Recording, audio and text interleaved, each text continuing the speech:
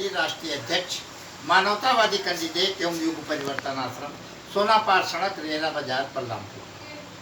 आज आप लोगों के मध्य हमारा आत्मा की कथा भाग 4 का एपिसोड नंबर 421 आप लोगों को बताना चाहता हूँ कि जब मनुष्य बुरा कर्म या सांसारिक गतिविधियों में फंस करके भगवान के भजन को भूल जाता है तो आत्मा अंदर होने लगती है। उसकी आवाज सब सुनते हैं लेकिन उसका कहना नहीं मानते। वही दशा मेरी भी थी।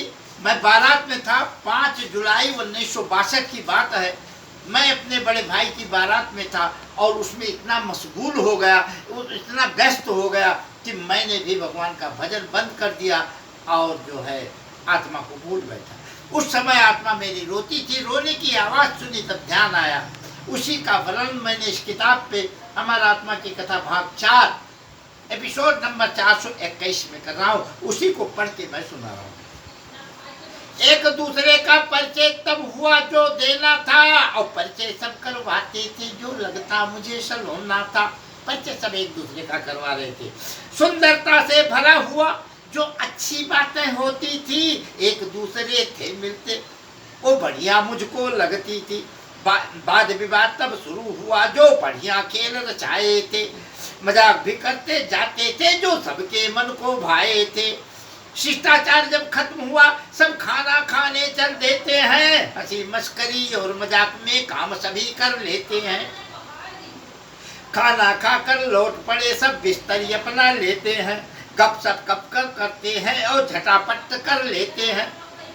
हल्का बहुत थोड़ा बहुत झटापट भी हो जाता था। इस प्रकार से रात सो गए। खर्राटा सब भरते हैं। नींद अधिक थी वहां लगी जो जल्दी नहीं उतरते। वहां सबको नींद लगी थी, सब सो गए।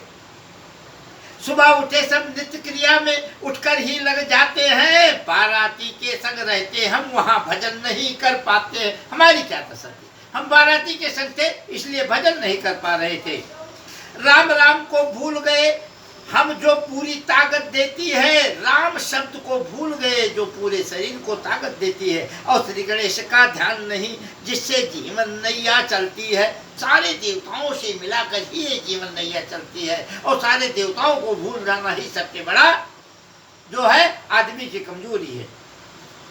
सबके संग खाना खाते पेट पूजा केवल होती थी। आत्मा तो अंदर बैठी थी और अंदर ही अंदर रोती थी। आत्मा अंदर बैठी थी, रो रही थी क्योंकि हम शारीरिक गुण में मशगूल हो गए, संसार में मशगूल हो गए और भगवान को भूल बैठे। जब भगवान को भूल बैठे कोई कुकर्म करता पाप करता तो उसकी आत्मा अंदर रोती है। सबको उसकी आवाज सुनना चाहिए तभी आपको मोक्ष प्राप्त होगा।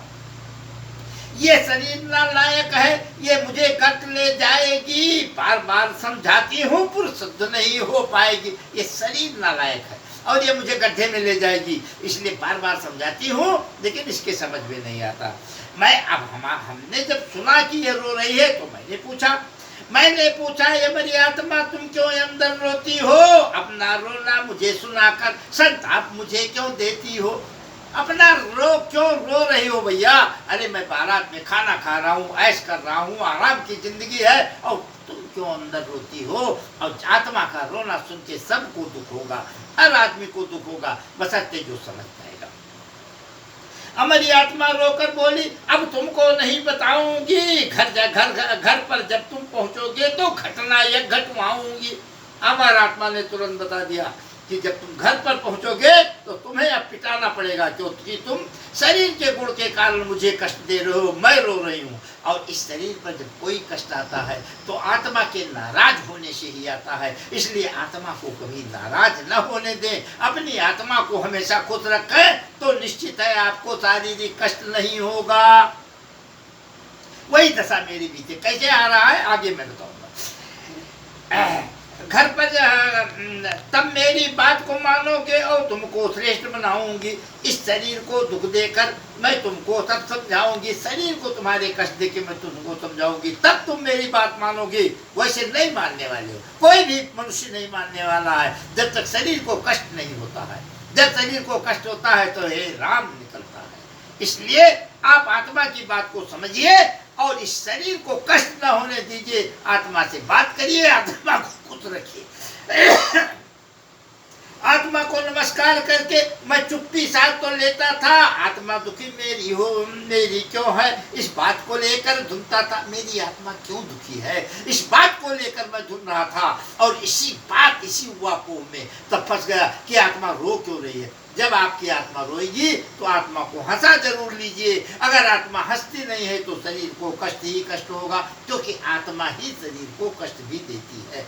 आपको सुधारने के लिए प्रेत आत्मा भी लगती है, आपको सुधारने के लिए ही सारा कार्य आत्मा करती है। इसलिए आप आत्मा को का जो है रोने न दें, दुखी न होने दें, और उसे हमेशा आनंदित रखें। और उसका आनंद आपको दान, दया, धर्म और भगवान के भजन से ही उसे आनंद आता है। बोलो अमर आत्मा की जय।